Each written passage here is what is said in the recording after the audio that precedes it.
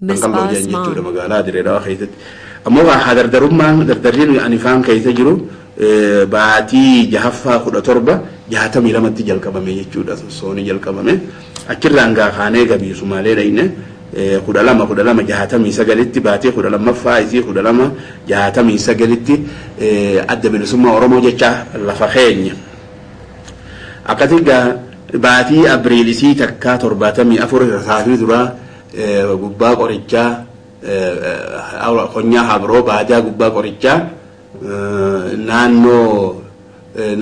Hardiim Araddaa Cobii bakka jaanitti nama Mulugeetaa jedhachitti waaqa deebisanii mishingaasaa kan inni silaa uummata irraa walitti guurratee fe'achuuf deemu hanqisanii akka namni guurratu godhan jechuudha. Samboodaan baatii Septeembar 5 74 lola guddaatu haroo Raabaadorii xirroo bakka jambaka haroo Raabaadoriitti lolli bu'ee nama 220 ol Amaara irraa ajjeesanii hogguus mi'a alaa fidatan qaban elmu faatu mi'a duraan gargaarsa harkan kana naqee nuti warri dura bayanii hidhamnee isaan nu booda bahaniiti 73 biyya seenanii 74 dhukkaasa akkuma reefu jeetti banan jechuudha. Lolli guddaan kun 70 baatii Septeembar 5 74tti bakka haroo Raabaadorii xirroo haroo Raabaadorii bakka jaanitti bu'ee lola ajaa'ibaati. Lola gideeta tosoohaa ture biyya Itoophiyaa keessatti lolli sun ammoo Oromoonii gartee lubbuu ol fuudhee Amaara gufurse jechuudha. Maali Oromoo jechuun kun akka wanni itti akka gartee waan musiibaatti itti lakkaa'u waan samii nama waan akka bakkaatti Amaarri lakkaa'u jechuudha. Jecha Oromoo kana dhaga'uun guyyaa isaa warri sii beeku ni hedduu baaragan jechuudha. Warri beekne barachuu fedha jechuudha. Kaan ka beeku ni baarage. Dachiin tun hundinuu Oromoo jechuun tun ammallee hafuuratti kutte jechuudha. Saba sanitti Haile Sillaasee darbinee dafnee waan takka jijjiirama tokko finnee dubbii tana haqan qaallu yaada juun dubbii san duuba wattaaddarrii ilmaan naftanyaa sun duuba hiree sanitti ayeeffatanii qaabsoo san saaman jechuudha. Haala kanatti qaabsoon Oromoo takkaan dhaabbanne ilaa ammatti deemaa jirti itti fufaati jirti jechuudha. Kana duuba meesa ilmaan naftanyaa kun walqixxummaa ilma namaatti ni amananii. Apo anwa negara khijaan hin amanu jarru kun akkaataan itti guddifamee guddisaan isaanii hanqarroo iftuulummaa fi nu malee namni jiru namni hundi waan beeku yaada jiruudhaani biyya kana amma biyya Oromoo fa akka dhaalaatti lakkaawatan nu abbooteenya nu dhaame abbooteenya marre irra lolle waan kana oofan jechuudha. Waan kana ta'eef jarri kun abadan walqixxummatti namana dimokiraasii waan jaan kana namaan soban haada namaan hidhani malee abadan itti namanan jechuudha. Amman agarre dengatti guyyaa wayyaanen biyya seente maal jedhan aboo dimokiraasiin dhufteetii jeen namni gaara jiru hundi nutti gale jechuudha. Qawwee dhiistee galee akkasii sobanii osoo baatii jaangayini huccuusii talagartee dhugaa asan baafte jigee uffatte jechuudha. Nam bifne nama meeqaatam qabeenya nama hambif akkasii namni kun ammaal namni waa xiqqoon namni guduun gidee hunda girgireessuudhaan jirata nama ajjeesuudha kamalatti ajjeesuudhaani jiraata umrii isaa dheereeffata malee ni beeka akka booda gadhiisee deemu biyya tana ni beeka jechuudha. Yoo warri silaa qaabsoon itti haqaa habilisummaa barbaaduu qabu callise ni qooqatiinni jechuudha. Ni farancala wasanaa bahe qooqee wasanaa bahe yoo abbaan haqaa yoo callise ni qooqa jechuudha. Yoo abbaan haqaa lafaa ka'e inni duuba qooqa san dhiiseeti baqata jechuudha. Duuba sanuuti immoo mee qawwee miti calli yoo jennee nu yaafna jechuudha bineensa kana. Calli yoo jennee nu yaafna orma kana. Hoo callifnee namni tokkollee akka waan gurgurre torbaan tokkoon nu gahe jechuudha. Hungurgurin irraan bitin torbaan tokko gayaaf uummata kana biyya keenya keessa mee qawwee waa dhiifnu qawween silaa haqaa waan haqaati qawween malee uummanni kun lafa ta'e gadhiisanii deemuu hin dandeenye jechuudha atummatumaan hin dandeenye. Mee isaan kun walqixxummaa ni amani dimokiraasii baantantanatti ni amani namanan inumaan taatuufu isaan dimokiraasiin waan haqaati waan namni obbolummaan walqixxummaan jiraatu jechuudha sun isaanitti nahasa jechu isaaniif nahasa waan isaan miidhaati jechuudha. Ilmaan naftanyaa hangamillee biyya mirgi namaatiif biyya dimokiraatiin jiru biyya namni walqixaa amata fedhee haa jiraatu. Hoggoo Itoophiyaa agatee waan san haasee jedhu wanni tan daandurree santu keessa jira daandurree jarmii yertee hanqarroo san waan qabaniif jecha hin fayyan jechu doktorri fayyisuus hin jiru barnoonni fayyisuus hin jiru jechuu orma kana. Akkasitti akkuma dursanitti haanu jiraattu gatii feetee haa fudhattu Oromumaan Itoophiyaa tiifatan jechuu ilaarratti. somba dhaban onnee dhaban sombaan nama sossoha jedhan numaani iftiisan numaani am boruu amma kabiraa amma arrallee boruu duru qophaa'e jechuu kabiraa arra waan biyya keessatti deemuu dhageessan kabiraa la dura lafa kaayate jechuu nuti eessarraa jira duuba bakka sanarraa hay xiqqoo qabnu walitti kannu gan gaafa tokko gobeellatti qawwee nuu keenya naboo qawween qabu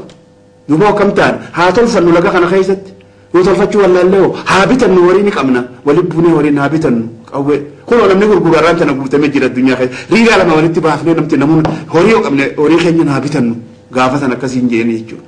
yoo horii dhabne isarraa hiikannu jechuudha amma gaa yoo nuti har'aan tanallee duuba oromoon hoggaa afur cini namti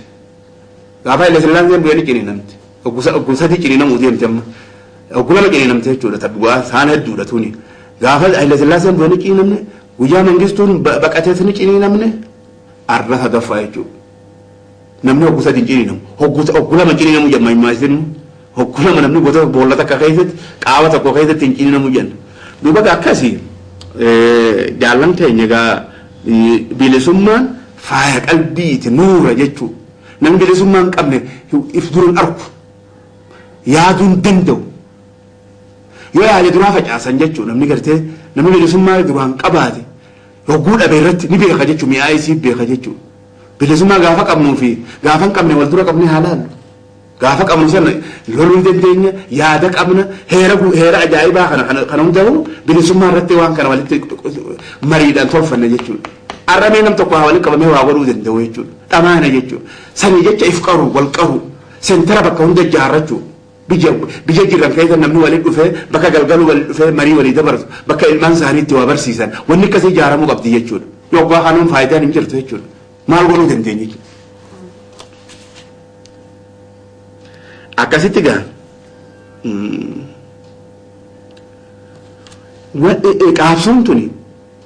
qaabsoon tuni hafuura jechuudha qinsa namaa kenniti qalbii nama jabeessiti jaalala nama fiddi namni hojii qaabsoo godhe obboleessira walitti dhiyaata jechuudha hasharrii bare adur sharrii yaadullee sharrii dhiiseeti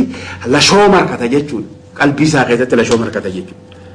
qaabsoon dhiiga warra biyya jaalatuuni bilisummaan qaabsoo warra biyya jaalatuuni biqilti abbaan fedha kabiraa biqilchuu hin danda'u ka biyya jaalatu ka if hin goggoone gartee ka dhugaadhaan if kennuu saniini biqilti jechuudha guddatti namni bilisummaa hin qabne sareedha jechuudha sareellee saree fayyaa hin qabne ta namni halaalatti dhagaan dhawu dhagaan firra ari'usan jechuudha biyya isaa keessatti waan saree ta'eef alagaa ta'ee jiraata jechuudha dachii isaa keessatti uummata isaa lafa isaa gubbaa irratti alagaa ta'ee keessummaa akka nama biyya alaatii dhufetti akka fedhan godhan fedhanni hidhan fedhan gadhiisan fedhanni jeesan akka fedhan godhuu danda'an jechuudha haala kanaan hin jiraatan bilisummaa hin qabne haala kanatti jiraata jechuudha osoo inni arkuu qabeenya duraa fuudhan maata akka godhuu hin danda'u qabiyyoo isaatiin osoo arkuu horii isaatii qabeenya isaa hunda zarafanii fudhatan jechuudha wanni takka godhuu hin danda'u jechuudha saamama kana daran amma gadi galotaa jechuudha nam tokko hogguu waan irraa fuudhan du'uu qaba jechuudha hogguu haqa isaas irraa fuudhan jechuudha takkaanitu dhabbiin duuti ajala malee hin taatu qaaxaroo malee hin taatu ati yoo guyyaa san haqa keetirra loltee duutu gaarii uyi namni ilmi keetiis akkasitti qalbii yaada saniin guddata jechuudha hogguu ati qabeenya keetirra duute ilmi keetii wanni guddatuun sani jechuudha yoo ati qalbii cafa garsite yoo ati sodaa garsiifteet akkasumatti guddata jechuudha